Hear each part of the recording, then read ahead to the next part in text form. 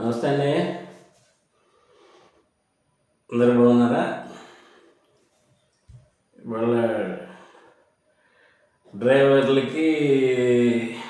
మిత్రులకి సలహాలు సూచనలు అనే కార్యక్రమం మనం చేసుకుంటున్నాం.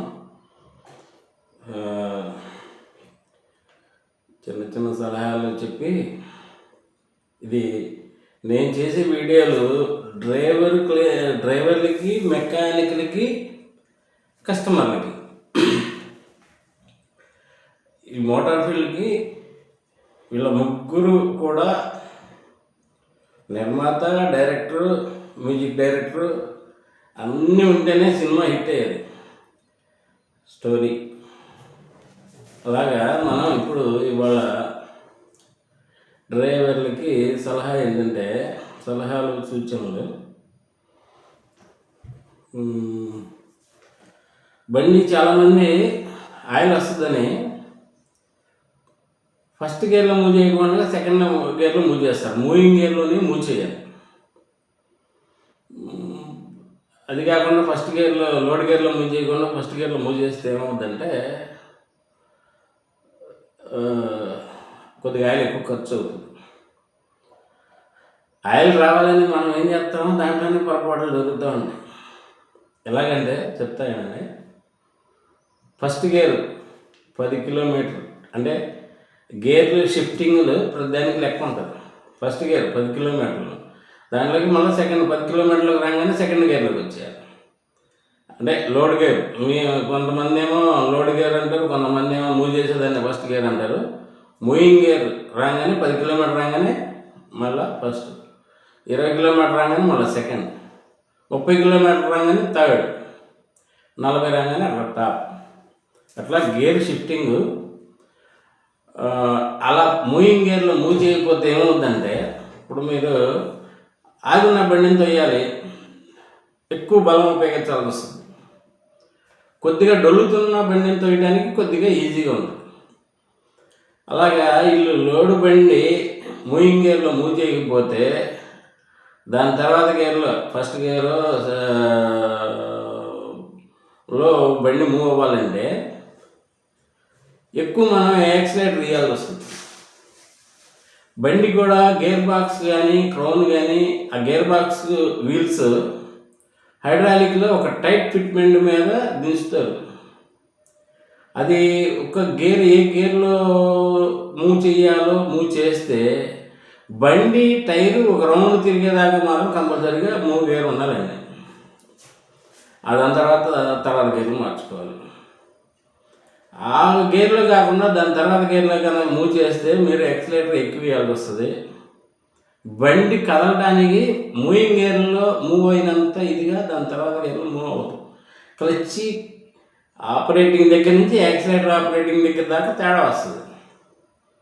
మీరు అందుకని మూవింగ్ గేర్లో అంటే ఎక్కువ మంది నేను అలాగా ముందుగా మూవింగ్ గేర్ కాకుండా దాని తర్వాత గేర్ వచ్చే గేర్లో మూవ్ చేస్తాం చూశాను అనమాట. ఎందుకు అలా చేస్తున్నాం అంటే మూవ్ అవుతుంది. సెకండ్ గేర్ వేస్తే కూడా ఆ క్లచ్ ఇచ్చి యాక్సిలేటర్ కొంచెం ఎక్కువ ఇస్తే మూవ్ అవుతుంది. పద్ధతి ప్రకారం చేయండి. అలాగా ఆ గేర్లోనే, మూవింగ్ గేర్లోనే మూవ్ చేయాలి. అది బాగా గుర్తుపెట్టుకోండి. అంటే అలవాటు పడిపోయిన తర్వాత అలవాటుని మానడానికి కొద్దిగా టైం తీసుకుంటుంది. అంటే మనం ఏ డ్రైవర్ సోదరుడైనా బండి మూవ్ చేయాలంటే స్టీరింగ్ ఎక్కంగానే ముందు దండం పెట్టుకుంటుంది. అది అలవాటు. అలాగే అది పెద్దల నుంచి వచ్చిన అలవాటు.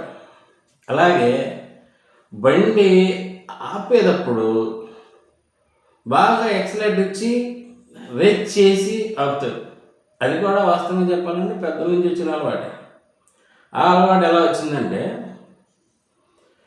ఇంతకుముందు ఆల్టర్నేట్ డైనమో లేదు, మామూలు డైనమో ఉండేది. ఆ డైనమో ఛార్జ్ అవ్వాలంటే కనీసం 50 కిలోమీటర్లు 60 కిలోమీటర్లు వెళ్తే కానీ బ్యాటరీలు ఛార్జ్ అయ్యేది. ఈ నైట్ ఆపి మళ్ళీ మార్నింగ్ వచ్చి సెల్ఫ్ కొట్టాలంటే బ్యాటరీ ఛార్జింగ్ అవ్వడం కోసం ఆ రోజున అలాగా రేస్ చేసి ఆపే అలవాటు. అలా అలవాటు వచ్చేసింది మనకి. కానీ ఇవాళ ఆల్టర్నేట్ డైనమో స్టార్ట్ చేసి నీకు ఎయిర్ ఎక్కిలోపు డెడ్ అయిపోయిన బ్యాటరీ కూడా ఫుల్ ఛార్జ్ అవుతుంది. ఆ బ్యాటరీ డౌన్ అయిపోయిందా లేదా అని చూడాలంటే ఎలక్ట్రీషియన్ ఏం చేస్తాడంటే హెడ్లైట్లు ఆన్ చేసి ఒక హాఫ్ అన్ అవర్ ఆగి వచ్చి బ్యాటరీ ఏది డౌన్ అయిందో చూద్దాం అంటాడు. ఎందుకంటే రన్నింగ్ అయ్యి వచ్చిన బండికి బ్యాటరీ డౌన్ ఉందో లేదో చెక్ చేయడం ఎలక్ట్రీషియన్ కూడా అర్థం కాదు. హెడ్లైట్లు వేసి పెడతాడు, వేసి పెట్టి ఒక హాఫ్ అన్ అవర్ 20 నిమిషాలు దాటిన తర్వాత వచ్చి బ్యాటరీ చెక్ చేసి ఏ బ్యాటరీ డౌన్ అయింది. సహజంగా ఒక బ్యాటరీ డౌన్ అవుతుంది. అది ఎందుకంటే ఒక బ్యాటరీకి మన పార్కింగ్ లైట్లు, టాప్ లైట్లు, హెడ్లైట్లు ఇవన్నీ వైరింగ్ కనెక్షన్ ఒక బ్యాటరీకి ఇస్తారు. ఆ బ్యాటరీ డౌన్ అవుతుంది. దానికని బ్యాటరీలు తిప్పేయాలంటారు నెలకు ఒకసారి.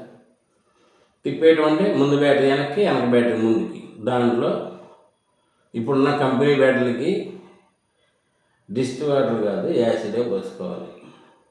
జీరో మెయింటెనెన్స్ బ్యాటరీ అంటారు. దాని మీద గ్రీన్ బ్యాండ్, వైట్ లైన్ ఇవన్నీ ఉంటాయి. అది మీకు బ్యాటరీలు వేసేటప్పుడు చెప్తారు. అవి శుభ్రంగా కడుక్కుని టర్మల్ పోల్స్కి యాజ్లైన్ రాసుకుని పీల్చుకుంటే ఆ రస్ట్ రాదు. ఆ battery maintenance on off wall ఉంటుంది. అంటే ఇప్పుడు ఈ వైరింగ్ BS4 ఏ బండి అయినా BS3 అయినా బ్యాటరీ కట్ ఆఫ్ వాల్ ఉంటుంది. అంటే బ్యాటరీ దగ్గర మనం నైట్ ఆపేసేటప్పుడు బ్యాటరీ దగ్గర కట్ ఆఫ్ వాల్ ఆఫ్ చేసుకుని ఉంటే మనకి వైరింగ్ షార్టేజీలు ఇవి రాకుండా ఉంటాయని సేఫ్టీగా ఇచ్చిన కట్ ఆఫ్ వాల్. ఒకవేళ ఎవరన్నా వచ్చి సెల్ఫ్ కొట్టాలన్నా కూడా టెప్ట్ జరగడానికి కూడా లేకుండా ఉంటుంది. వైరింగ్ షార్టేజీలు ఇవి లేకుండా ఉంటాయి.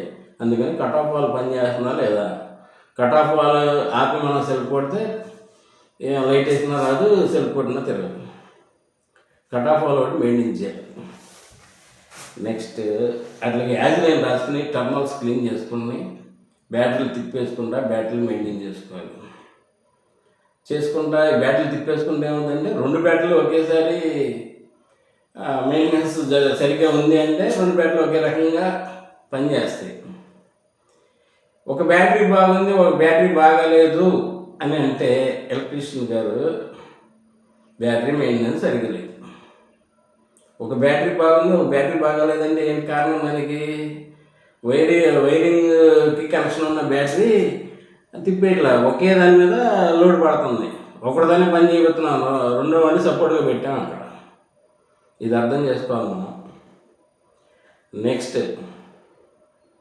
జాకీ లేపేటప్పుడు జాకీ కింద చెక్క పెట్టి లేపాలి. ఎందుకు అంటే చెక్క అంటే మళ్ళీ మంచి చెక్క, మన లాభంగానే పగిలిపోయేది కదా, అది మన డేంజర్. అది ఎందుకంటే మన హౌజింగ్ సైజుకి జాకీ కరెక్ట్గా మనం లేపేటప్పుడు లేచేటట్టు పెడితే కొంచెం ఆయిల్ తక్కువ ఉన్నా కూడా జాకీ లేస్తుంది. అదే చెక్క పెట్టకపోతే జాకీ ఫుల్గా లేచి లాస్ట్లో సీల్ మీద లోడ్ పడుతుంది. ఆయిల్ ఫుల్గా ఉంటేనే లేస్తుంది. అప్పుడు చెక్క పెట్టుంటే జాకీ మీద లోడ్ పడకుండా మనకి చెక్క రెడీ చేసుకుని జాకీ చెక్క తీయంటాం. జాకీ చెక్క అందుకే వచ్చింది. కింద నేల సదనంకి చేసుకుని దాని మీద చెక్క పెట్టుకుని లేపుకోవాలి. చెక్క పెట్టుకుంటే ఇప్పుడు మామూలుగా జాకీ అంటే వాళ్ళు పైన ఒక థ్రెడ్ ఉంటుంది, అది కొద్దిగా లేపుతాము. అది అందనప్పుడు చేసుకోవాల్సిన పని, అది సన్నగా ఉంటుంది. కింద ఉన్నదే లేపాలంటే మొత్తం సగం జాకీ లేచిన తర్వాత బండి లెగుస్తుందంటే మనం మొత్తం సాంతం లేచిన తర్వాత టైర్ తిరగవచ్చు. కాబట్టి జాకీ చెక్క మెయింటైన్ చేయండి. బ్యాటరీ అయిపోయింది. జాకీ గురించి జాగ్రత్త. అంటే ఇది జాకీ చెక్క, మనకి జాకీ సరిపోతుంది కదా అని జాకీ పెట్టేస్తాను. కానీ ఆ చెక్క మూలాన్ని ఏంటి ఉపయోగం అంటే జాకీ లైఫ్ ఎక్కువ వస్తుంది. జాకీ కింద చెక్క పెట్టుకోవాలి. అది కింద ఫ్లాట్గా కొద్దిగా అన్లెవెల్ ఉన్నా మనం చెక్క పెట్టుకుంటే సేఫ్గా ఉంటుంది. తర్వాత ఎక్కువ మంది సెల్ తీసి బండి తాగుతుంటారు. టాటాలో ఇది ఎక్కువ కనపడలేదు నాకు, లేలాండ్లో కనపడింది. ఎందుకు నువ్వు సెల్ లేకపోగానే వచ్చావా అని అడిగితే గాలి బాగా వస్తుందని, సెల్ లేపితే హీట్ లేకుండా ఉంటుందని అని చెప్తారు. దాని వల్ల నష్టం ఏంటంటే కంపెనీ డిజైన్ ఎలా ఉంటుందంటే ఆ సెల్కి ఉన్న హోల్స్ ఎయిర్ ఫ్రీగా ఇంజిన్కి వెళ్ళడానికి డిజైన్ చేసి ఉంటుంది. అది మనం సెల్లు లేపాము ఇంకా గాలి బాగా వస్తుంది, మనకి ఇంజిన్ హీట్ అవ్వదు, ఇలా ఆలోచిస్తారు. ఇలా ఆలోచిస్తే ఆ సెల్లు లేకుంటే మనకి జరిగే నష్టం ఏంటంటే, మనం బైక్ మీద వెళ్తున్నా ఎదురు నుంచి వచ్చే పురుగు కొట్టిందంటే టప్పని సౌండ్ వస్తుంది. దోమలు ఇవన్నీ మనకు ఎదురు వస్తుంటాయి. మనం వెళ్ళే స్పీడు అది వచ్చే స్పీడు విమానాలు కూలిపోతాయి పిట్టల దెబ్బకి. అలాగా ఈ వచ్చే దోమలన్నీ ఆ ఇంటర్కూలరు ఆ రేడియేటర్ వాటిలో